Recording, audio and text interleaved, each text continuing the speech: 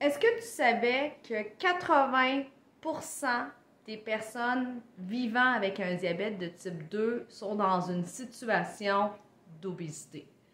C'est pas pour rien qu'on parle souvent de perte de poids ou de meilleur contrôle du poids en diabète de type 2 pour cette raison-là. Avant de commencer ma vidéo d'aujourd'hui, j'aimerais t'avertir que je vais, oui, parler de poids dans cette vidéo-ci. Ça peut être un sujet délicat, tricky à aborder. Cette vidéo-là se veut la plus bienveillante possible, pas teintée de jugement, mais vraiment pas. Et je te rappelle que oui, le poids est un élément à considérer dans la prévention et le traitement du diabète de type 2, mais ce n'est pas les seuls éléments à aborder. Bref, ça vaut la peine d'en parler, mais ça ne doit pas être la seule stratégie pour gérer ton diabète de type 2, donc c'est un départ.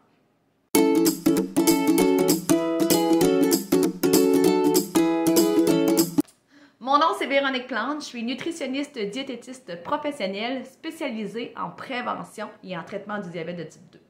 Moi, ma mission, c'est de te donner des outils, des trucs, des astuces, des informations, des conseils, même de la motivation pour mieux comprendre l'impact des aliments sur ta santé dans le but de soit prévenir un diabète de type 2, renverser un stade de prédiabète, mieux gérer un diabète de type 2 ou retarder les complications d'un diabète de type 2.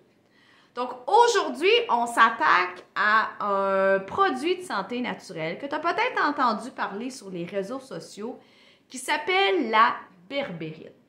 Donc ceux qui en font la promotion sur les réseaux sociaux vont dire que c'est un produit de santé naturelle qui remplace l'Ozempic. L'Ozempic est un des médicaments les plus connus, les plus populaires actuellement dans le traitement tant du diabète de type 2 que de l'obésité.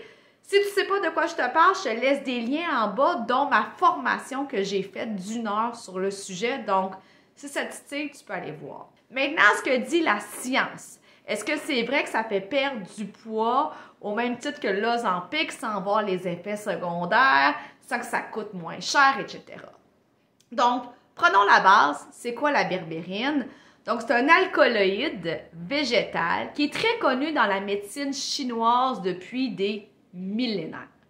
Quand on regarde un petit peu dans la médecine chinoise, la berbérine aurait de nombreuses propriétés anti-inflammatoires, auto-immunes, antioxydantes. Ça l'aiderait à gérer le cholestérol, l'hypertension, le taux de sucre dans le sang, à faire perdre du poids, etc. Donc, quand on regarde ça, ça a l'air presque trop beau pour être vrai.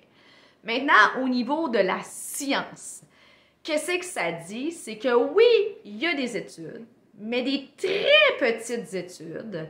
La majorité des études sont faites chez les souris.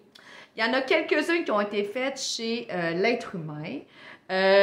Souvent, ça va être des études qui vont durer quelques semaines, maximum quelques mois. Les concentrations données sont jamais pareilles d'une étude à l'autre et les effets sont très mitigés. Oui, il y a une perte de poids de rapportée dans ces petites études-là. Par contre, la perte de poids rapportée est 2 fois moins grande qu'avec Ozempic. Donc, c'est pas vrai de dire que Ozempic et la berbérine fait perdre du poids de la même façon. Deuxième chose, c'est que dans Ozempic, on a des hormones coupe-faim, alors que dans la berbérine, on ne connaît pas trop l'agent actif qui aurait toutes ces propriétés-là que je vous ai données.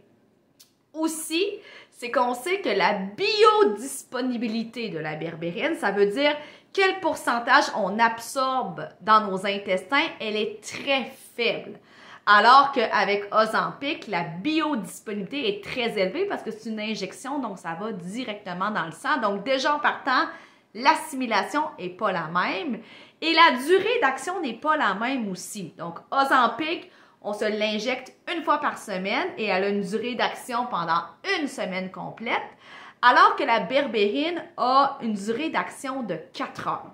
Donc, il faut en prendre plusieurs comprimés par jour pour espérer rechercher les effets rapportés par les gens qui en font la promotion sur les réseaux sociaux. Une chose aussi qui est importante à savoir, puis on s'en cachera pas, les gens qui sont prédiabétiques ou les gens qui sont diabétiques de type 2 ont souvent plusieurs autres médicaments qu'ils vont prendre, que ce soit pour gérer l'hypertension, le cholestérol, des problèmes d'arthrite, d'arthrose ou tout autre problème de santé. Et on connaît très peu l'impact de la berbérine avec ces médicaments-là. Donc, possiblement qu'il y a des interactions médicamenteuses, en plus de ne pas avoir un effet très grand sur la perte de poids également. Donc, tout ça pour dire que au niveau de la littérature scientifique, il n'y a pas d'évidence claire, solide et d'études bien faites qui démontrent les biens fondés de la berbérine. Comme intervenant, je dis toujours aux gens, je veux que vous investissiez votre temps et votre argent à la bonne place pour votre santé. Ceci étant dit, c'est à vous, suite à cette vidéo-là, de décider ce qui est bien pour vous ou pas. Je ne vous jugerai pas par rapport à la décision que vous allez prendre suite à cette vidéo, mais force est de constater que la berbérine ne remplace pas l'Ozempic.